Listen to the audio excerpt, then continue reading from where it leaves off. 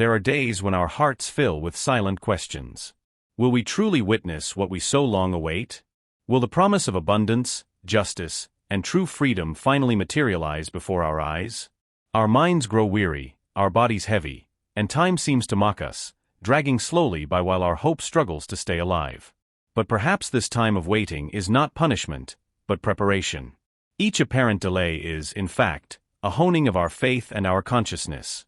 It is as if the universe, in its infinite wisdom, is telling us, prepare yourself, because what is coming will not be small. The payments we await are merely external reflections of a much greater richness, the richness of inner transformation and planetary change that has already begun to occur, albeit invisibly. When we look to the future with anxious eyes, we forget that true strength lies in how we navigate the present. And this is where mental elevation comes in, keeping our minds elevated even in the face of uncertainty, choosing the light even when the shadows seem denser, believing in good even when the world insists on showing us otherwise. I know it's hard. I know that sometimes discouragement hits like a strong wave, taking our breath away.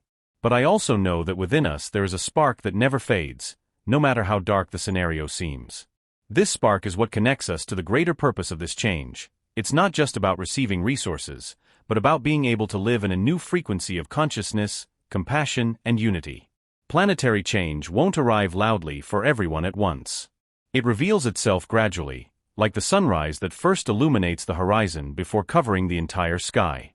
And we are the first rays of this dawn, even tired, even doubtful, even with tears held back.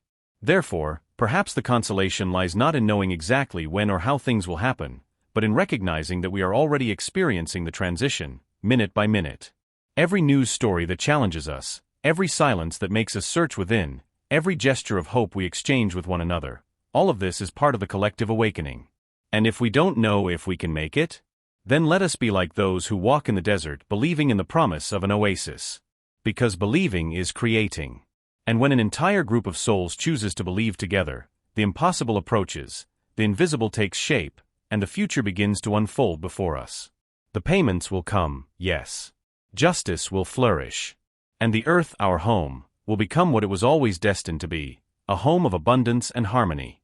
Until then we press on, perhaps tired, perhaps doubtful, but always steadfast. Because even without all the answers, we already have the most important thing, the certainty that we are not alone and that change, however distant it may seem, has already begun within us.